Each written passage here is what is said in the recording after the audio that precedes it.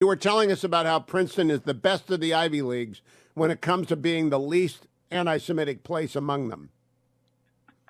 It's a major distinction, Hugh. But watching that exchange yesterday between Representative Stefanik, who just did an incredible job holding these university presidents accountable, it's clear that our most elite institutions have just lost their way. And keep in mind, these are the same institutions whose leaders and professors constantly lecture us about the moral failings of America and concepts like social justice. But these concepts seem to disappear when you're talking about, students calling for the genocide of Jewish students, or when you're talking about the Chinese Communist Party, which universities are very hesitant to criticize because the CCP is a major source of money. Chinese students are very lucrative. Foreign donations from China are a big source of money. And this is a problem that the Trump administration really highlighted when they started enforcing a section of the Higher Education Act whereby universities are required to disclose foreign donations in excess of $250,000. It was discovered that there were about $6 billion in unreported donations, which is why it's important that we pass Michelle Steele's act today, the Deterrent Act, to hold these universities accountable. Because if we keep going down this path, they become nothing more than unregistered lobbyists for authoritarian regimes that give them money. And the moral failings were on clear display yesterday. So, Matt, Mr. Chairman, I have a proposal for you to take back to the Speaker. A must-pass bill is coming your way. It's going to have the appropriation for Israel, the appropriation for Ukraine, and border security funding. It will get through the Senate. It will come to the House. I'm going to suggest that you folks attach a writer exercising the spending power, which is in the Constitution. You're a PhD, so you might not know that. You're not a lawyer. But the spending power is actually a constitutional power. You don't have to give any money to these universities. But you can say not a single dollar will go to any of the aforementioned universities. Harvard, Columbia, Cornell, NYU, MIT, Northwestern, Princeton if it's bad, the University of California, San Diego, wherever there is anti-Semitism, until such time as a report satisfactory to the Congress is made of the changes made and the personnel who have been dismissed or resigned to our satisfaction. You're all cut off. And you know what? You'd get results if you did that. And I think the country would rise in unanimous applause, as they are for Elise Stefanik, because I think we're sick of this stuff, Congressman. What do you think? Yeah, it's amazing how many people yesterday sent me that exchange. And these aren't people on the far right. These are people, in the middle, people in the center left. I do think there's a shared sense among Americans that our elite universities have gone horribly astray. It's why you're seeing new experiments pop up, like the University of Austin, sort of an experiment in a non-woke college. I've heard of this thing called the Constitution that you referenced, Hugh. I do seem to remember that we have that power. We rarely exercise it. We tend to sort of surrender that power to the executive branch. So I am in favor of something that involves both the reclamation of that power as well as holding universities accountable. I've long made the case that at a minimum we need to be taxing the endowment of elite universities, particularly when those endowments are being invested in countries like China. And of course, we should prohibit the ability of university endowments to invest in China, particularly where it's fueling China's military modernization and technology that's being used to perpetrate a genocide. And again, well, it can have two paragraphs. The writer can have two paragraphs. Remember, the spending power was used when we wanted every one of the states to raise the drinking age to 21. So the spending power was invoked, and in South Dakota v. Dole, it was upheld by the court that no money, no gas tax went to any state if they didn't make the drinking age 21. You know what? They all made the drinking age 21. So you can simply pat not a dime until and unless we get a report that shows no ties to the Chinese Communist Party and a list of actions taken to our satisfaction. We'll return the money after you show us, and I think it would include firing President Gay. I am embarrassed as a Harvard alum that this basically mob boss attitude was taken by these three presidents, and they took the academic equivalent of the Fifth Amendment. They invoked student privacy. Nobody's done a thing, Chairman Gallagher. Have they done anything about the Chi-Coms? They're not doing anything about the Hamas folks. These universities have just absolutely lost their way.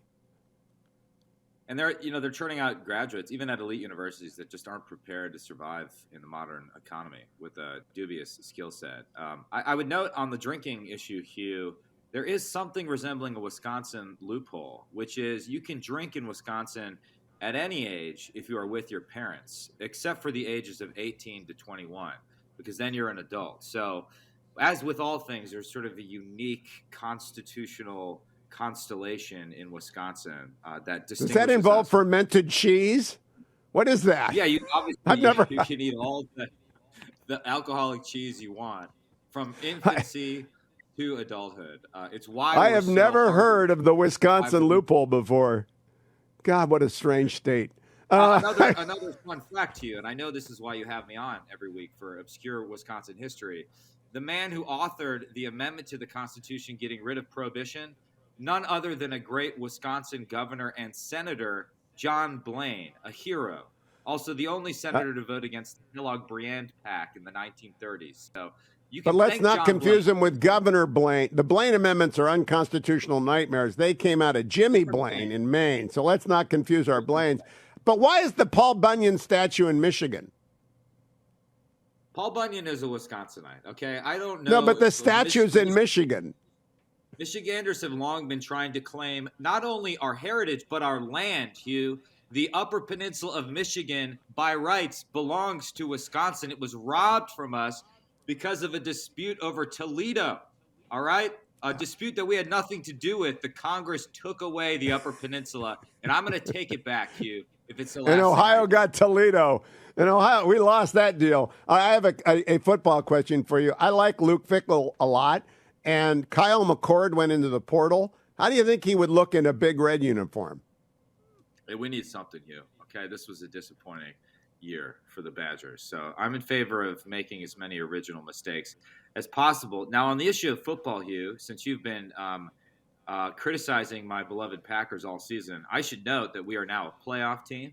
We control our own destiny if we want to get a wild card spot, essentially. And we just beat the defending champs, the Chiefs, at Lambeau on Sunday night. Taylor Swift was there. She left Green Bay sad. So the Packers are on the rise, Hugh, notwithstanding your attempts to take us down at every step of the way. I would point out that Joe Flacco has come back and is going to be the Super Bowl narrative of the year for the Brownies, and that we have been screwed over by the college football championship committee for the last time in Ohio with them exiling. It should have been Ohio State and Michigan, Georgia and Alabama, and we all know that. You better stay away from your Florida colleagues, by the way. They are pretty angry about Florida State. I wouldn't be talking college. Ohio State could have been in the last four. Hugh, that's not a reasonable take. You've just undermined all your arguments about higher education by making a nonsensical case about the college football playoffs. 11-1. Hugh. Let's go back to the Chi-Coms, can we? We are all focused on Israel, and we are all rooting for Israel, and the most intense combat of the war is underway as we speak. And you're a combat veteran of Iraq, so you know what that means. It is close quarters fighting in a couple of cities in the Gaza Strip, including Gaza City and Khan Yunis, et cetera. What is China doing in this course of this thing? I don't see any headlines at all, so I assume they're up to no good. Well, at a regional level, China is supporting Iran, right? And Iran is supporting Hamas. China is the leader of an axis that includes Russia and Iran that is an anti-American axis. So that is their overall goal. And then, of course, they have economic goals, which is, of course, to secure sources of energy and hydrocarbons via Iran. They signed a 25-year economic partnership with Iran. So that's what's going on. I want to note one thing. At the Reagan National Defense Forum this weekend, where I attended, the Secretary of Defense said something that I thought was profoundly irresponsible, basically warning Israel that they risk strategic defeat if they don't do a better job of minimizing civilian casualties. This micromanaging of Israel at every turn, which, by the way, is taking enormous steps, in fact, unprecedented steps to minimize civilian casualty in a horrific case of urban warfare. The fact that we are micromanaging Israel because of the pressure the administration is feeling from the progressive left is really unconscionable. Israel needs our steadfast support as they attempt to dismantle and destroy Hamas. And the more we criticize and box them in, the harder it will be for Israel to defend itself from a genocidal death cult that's trying to kill as many Jews as possible.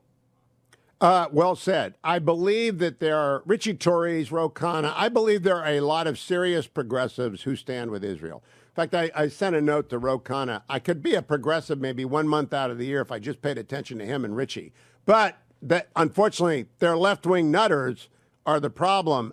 I believe that this administration is a house divided against itself on Israel, and it doesn't matter. I don't think Israel's going to listen to them. I think they might nod and smile, but they're not going to listen. We got 1 minute. They're not going to listen to Vice President Harris. She's the Kelvin scale for knowing nothing, absolute zero about the Middle East.